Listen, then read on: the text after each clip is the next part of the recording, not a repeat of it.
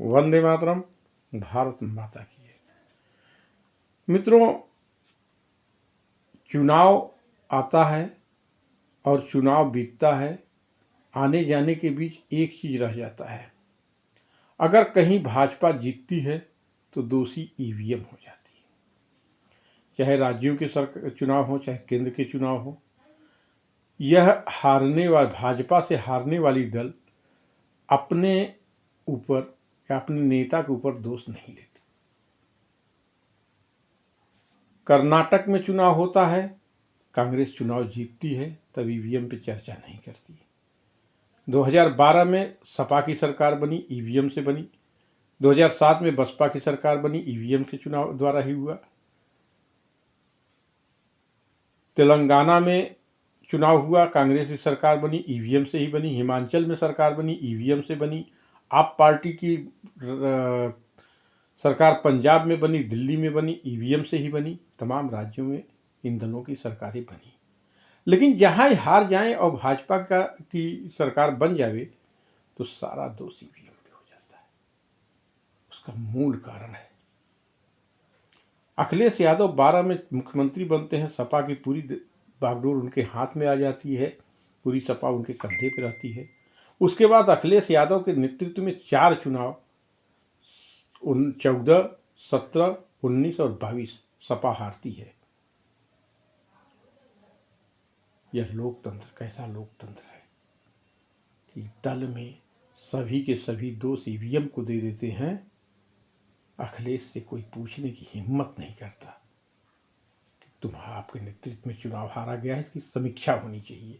समीक्षा ईवीएम की होती है, नेता की नहीं होती। राहुल गांधी के नेतृत्व में एक श्रृंखलाबद्ध चुनाव हारती है कांग्रेस, अनगिनत चुनाव हारती है, लेकिन चुनाव हारने के बाद राहुल का दोष नहीं दिया जाता, ईवीएम का दोष दिया जाता है। लालू के बेटों के नेतृत्व में लालू यादव की पार्टी चुनाव हारती रहती है। ये तो भला हो नीतीश कुमार का, जो सत्ता के गोद में जन्मे 2 सपूतों को, लालू के सपूतों को, जो सत्ता के गोद में जन्म तो लिए थे लेकिन लगातार हार के बाद सत्ता का स्वाद नहीं चख पा रहे थे, लेकिन अल्टी पल्टी के खेल में नीतीश जी ने उनको 2 बार सत्ता का स्वाद दिया।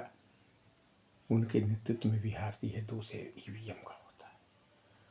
आप पार्टी, कल की पार्टी 2 राज्यों में जब सरकार बना लेती है तो ईवीएम की वाहवाही नहीं करती, लेकिन अगर चुनाव जहां जमानत जब्त होते हैं उनके, तो ईवीएम को दोष देती है।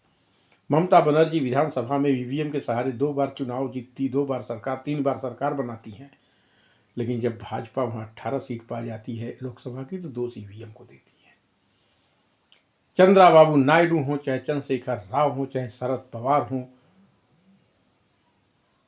चाहे स्टालिन जो आजकल साउथ के हैं, डीएमके या करुणानिधि के परिवार जो आजकल वहां मुख्यमंत्री बने हैं और सनातन के खिलाफ बोलते हैं, जब वो भी टिप्पणी ईवीएम पे कर देते हैं तो औरों की तो बात छोड़ी।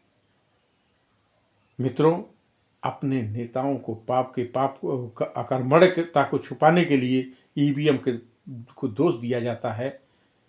यही इन दलों का काम हो चुका है।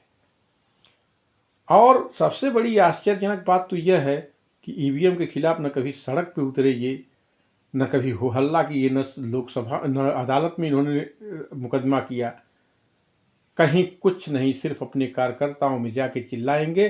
स्थिति तो हमने यहाँ तक देखा है, अभी आपने 22 के चुनाव में देखा होगा कि समाजवादी के कार्यकर्ता चट्टी चौराहे, कूड़ेदानों में, शौचालयों में जाके, शौचालय तक में जाके ईवीएम ढूंढ रहे थे। और हारने के बाद पूरा ठिकाना ईवीएम पे फोड़ा गया, क्योंकि कोई यह न कह सके कि अखिलेश यादव अकर्मण्य है। मित्रों, यह कैसा लोकतंत्र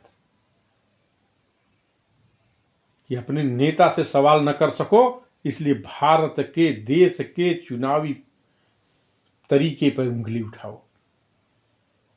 राहुल गांधी विदेश में जाके लोकतंत्र पे उंगली उठाते हैं। वह दिन दूर नहीं जब ये इसी तरह हारते रहेंगे तो यही लोग संविधान पे भी उंगली उठाएंगे। वह दिन अब दूर नहीं रह गया है।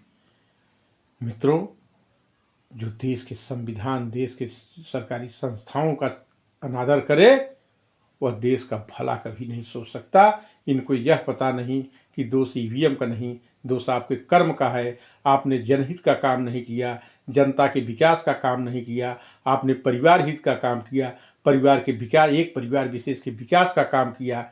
इसलिए जनता आपको ठोकर मारकर सत्ता से दूर बैठाए रहना चाहती है। आप ईवीएम ईवीएम ही इस तरह चिल्लाते रहना। वंदे मातरम, भारत माता।